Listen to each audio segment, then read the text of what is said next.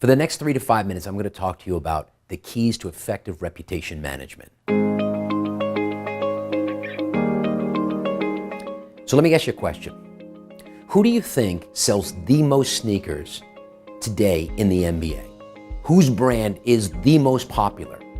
KD, the Beard, James Harden, LeBron, Steph? If you've guessed any of those, you're wrong. The guy who sells the most sneakers is a guy who's been retired for 20 years. And his name is Michael Jordan. Michael Jordan was a master at reputation management. Let me take you back to when Jordan became a rookie in the league initially. He was represented by a guy named David Falk. Now, Jordan was like most other players, he was very flashy. At that time, guys would wear jewelry, actually even during the game or in photo shoots. But Jordan was very, very careful. He did not want to be just seen as another basketball player. He wanted to be seen as a guy who was a businessman who also played basketball. So he and Falk crafted an incredible reputation management strategy. And one of the most important things he did that has a lasting impact today is he made the decision that he would never be photographed or interviewed unless he was fully clothed with a suit and tie on. See, at that time, most of the players would allow the reporter to come into the locker room and they'd, after a long game, they'd take off their uniform and they would be seen in front of their locker, maybe no top on or their jersey on. Not Jordan. Jordan's whole thought was, I want to be seen as a professional and I want to be taken seriously. That made a dramatic impact on his reputation. You see, what Jordan did, which was so smart, was he got on offense. And when it comes to reputation management, you got to think about two things. The offensive strategy, and also there are going to be moments when things are not going to go your way. And if you're a super well-known figure, it's called crisis management. For those of us who are maybe on a smaller platform, it's not crisis management, but we make mistakes and we want to try to rehabilitate our reputation. I want to share what I think is the most important thing when it comes to offense and what's the most important thing when it comes to crisis management.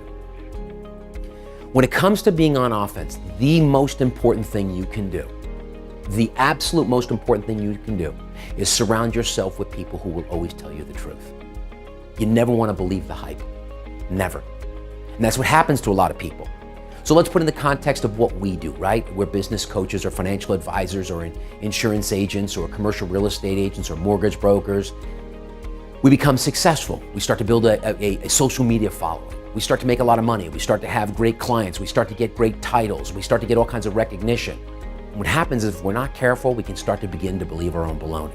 And we don't want to do that. We've always got to have people around us who will always tell us the truth. And for me, it's my wife. I make a lot of jokes to my clients. I'll talk about how my wife will say a certain phrase and I hate it. And it's these words. Look, you're not going to like what I'm about to tell you. And I never, ever do. Ever. And she tells me. And we thrash it out. And I disagree with her and I convince her why it's not true. She's an amazing listener, right? She don't fight me. She just listens. And she's not trying to manipulate me. She just listens.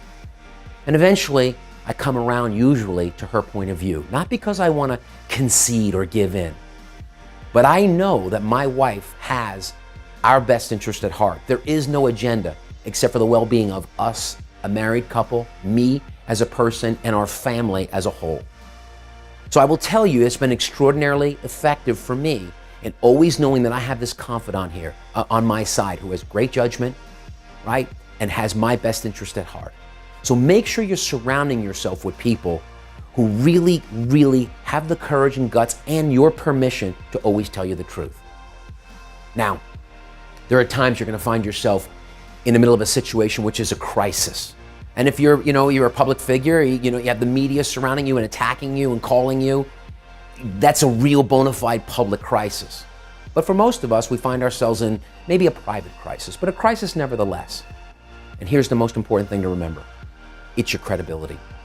You have to get out in front and you have to preserve your credibility. You have to do what you can to try to reestablish your credibility. The worst thing you can do, the absolute worst, is lie. It is the absolute worst thing you can do.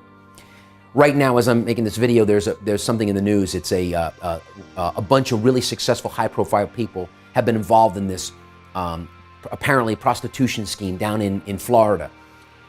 And I watch them. I watch them with their denials. I watch them with, people call them reporters will call them on the telephone and they'll give awkward responses, or they'll have their people put out statements. And I think to myself, if I were advising them, what I would do is I would tell them, own it. Own it. Because I will tell you, the magic in owning it is this: people are extraordinarily forgiving. Think about a number of people who have done like horrible things. I don't necessarily, I don't mean murder and things like that, but made some pretty catastrophic mistakes. Maybe they've been incredibly arrogant and they've had tremendous falls from grace. And all of a sudden they exhibit humility. And basically, without even saying it, asking for forgiveness and throwing yourself on the mercy of public opinion or your target audience. And people are so forgiving because they know, but for the grace of God, there go I.